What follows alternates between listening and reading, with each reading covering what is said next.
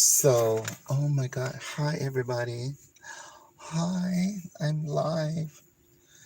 And I can't be live for long because I got to go to work. But I need to throw some makeup on. And so, since I'm doing that, I will quickly talk about last night's episode of A Tale of a Thousand Stars. A Tale of a Thousand Stars. Now, it was really, really good last night. And I just really, really, really wanted to know what you guys thought about the new revelation that Tofan, when she was on her way to her relative's home and she was going through her diary, and the little love note blew off into the street and she got hit by the car. Was not aware that the car that hit her was actually the car that belonged to Tien. And so I really got shocked by that. And it really threw me off. Like, that revelation blew my mind. Not only the fact that he has her heart, he was the reason she died. And so I just want to know if anybody has an opinion on it, what is your thoughts? And do you remember that when he was on the operating table, him and her met up in the spiritual realm? And they met up in the spiritual realm, and she asked him to take care of her love interest. She didn't say them villagers. She said that man. And so I wonder if I know he's there because he wants to be there to kind of fulfill her wish, but had he known all along that he was responsible for her death, or did he just realize that too? I was kind of lost on the translation of that part. And so it'll be interesting to see what other people think about that, because I'm not sure I completely understand. Like, I'll have to go back and watch it again, but I'm wondering if he was aware that he was the reason he hit her, and then he was the recipient of her. Because remember, for the longest time, he didn't even know whose heart he had received. So how is it now that he is knowing that he was responsible for hitting her when he didn't even know whose heart he had received? Like, I'm lost in translation on that part. But um it was really good because after that little beginning clip like revealed that part, that threw me off. But um it went on to him wanting to leave because he feels like he's cursed the damn place, because the him trying to help the villagers get a fair price for all of that hard work making that tea has caused more problems. And he knows that that schoolhouse was set on fire because the chief, Pooh, his little love interest, told him, like, hey, I found proof that this building was set intentionally on fire. And then he knew, like, right away that it's because of him. And so he felt like he should just pack up and leave. And he had told um, the little photographer dude, I forget his name, that he was going to leave. And of course, he went and told the chief. And the chief was like, you ain't leaving. Like, bitch, you're fixing to come stay with me. And that's what he did. And so they're living together. And the chief is slowly putting his hooks in on him.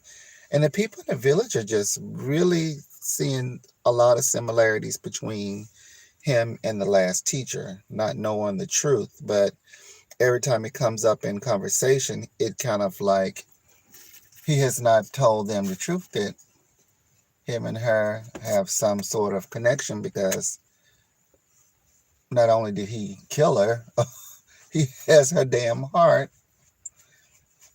And him and her met up in the spiritual realm, and she was like, well, take care of him, bitch. And I'm like, oh wow, I'm giving you my heart, bitch. So go find my man and take care of him. And so it's not a surprise to me that him and the chief are getting closer because he's actually fulfilling the wish of that girl that he killed. I don't know if it was an accidental, intentional, but she shouldn't have stepped her ass out in the street after no damn letter. Because the whole beginning scenes of that film, she was really into her life with those villagers and that nightmare that she was on her way to. Oh my God. She should have just stayed where she was at. But then we wouldn't have a movie. So I'm kind of like, sad she died, but it makes a really good storyline. Whoever thought of this is brilliant. I still think whoever wrote this story is really brilliant. It really shows what a community can look like, and people can model themselves off of, actions, doing good deeds. And so what the story moves on. So Tien is living with the chief, and he doesn't realize that, they're in the background refixing the school, and everybody in the village is like, whatever, we're going to rebuild the school because the kids have to have somewhere to go, while the parents are working. And so they fix the school.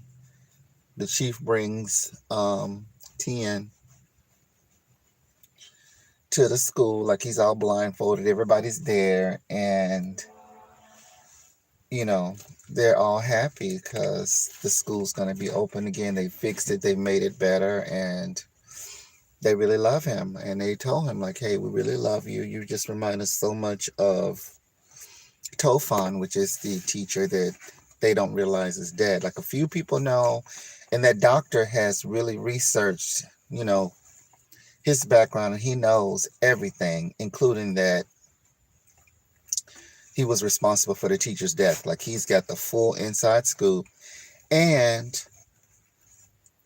next week is going to be the big reveal because he's got to tell everybody because everybody keeps comparing the two teachers. Like they're so enthralled with how is it possible that you and this teacher have so much in common, but y'all don't know each other. And so he's going to have to tell. And it's going to be interesting to see if he tells before the chief finds out, because he's got to hear it from his mouth. Because if he hears it from his friend first, and Tien has been holding back on this all this time, I don't think their relationship is going to work out. Like I don't think that's going to be a solid relationship because who's going to trust somebody holding something that big? Which he has confessed to at least one person that I can see. And then that other friend who's really close, the doctor who's really close to the chief, is really digging for dirt. And that night that they got drunk, he asked him, like, do you have something you need to tell me? But he passed out before Tien could tell him anything. And I was just like, ooh, man, putting somebody on the spot, that is not cute. And so I'm looking for something. Sorry, I'm trying. Oh, here it is. Gotta have some mascara. I look like hell this morning.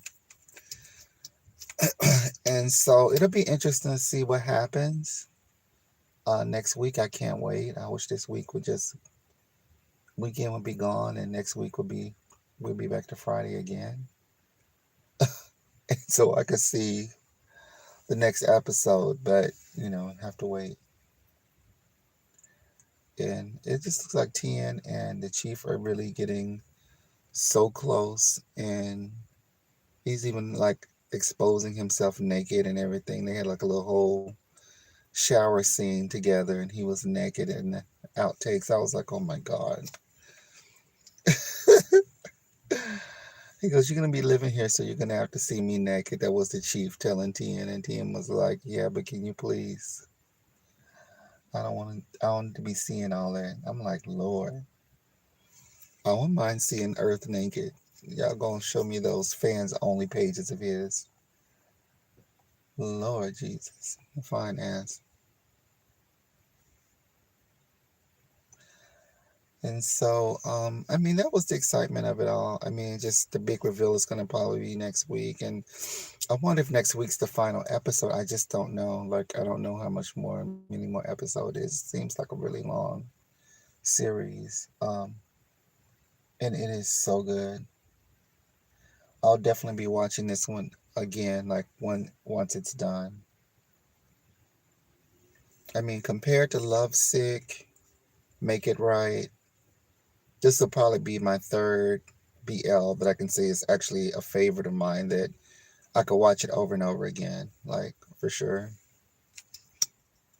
Some of the other ones are just too intense, um, and they're really good as well. But I won't revisit them because they're just too sad. Oh, do I have enough mascara on? I think so. Let me stop. And so, I need to put something on my lips. My lips feel dry. And I went off and left something this morning, my hand sanitizer, but I'm here at the store. I can just buy some, I guess. Hate buying when I got a whole stash at home. Um, my brain won't work. Sorry, you guys. I'm just digging and digging. I don't know where anything is.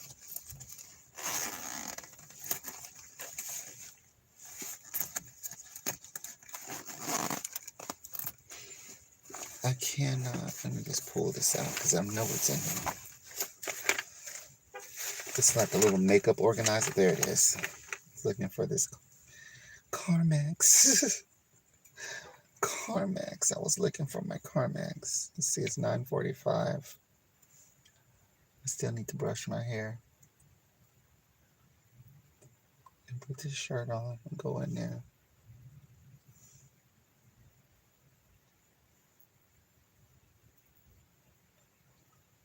If I could just get myself together at home and not do makeup in the car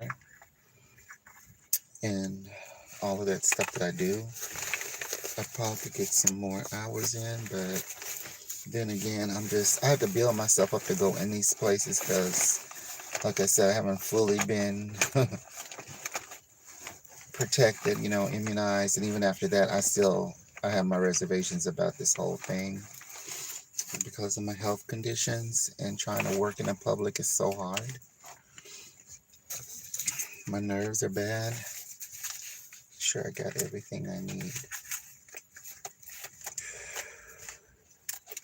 Um, I'll make sure I got everything I need.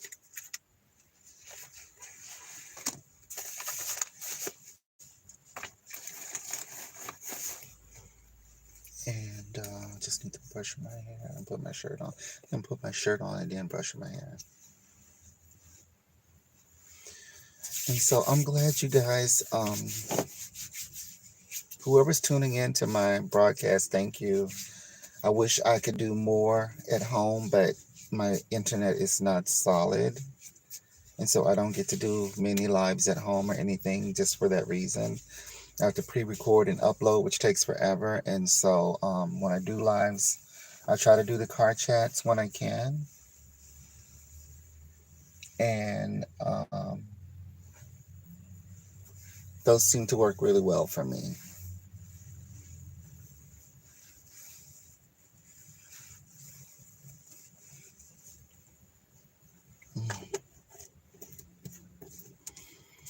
Brought to you by Far and Away by Avon. Boom.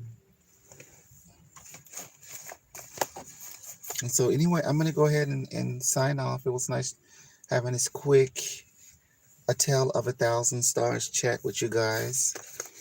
Can't wait till next week. If you guys get a chance, like, subscribe, share. I do have a PayPal. It's PSESAriel at PayPal. So if you want to donate, you can.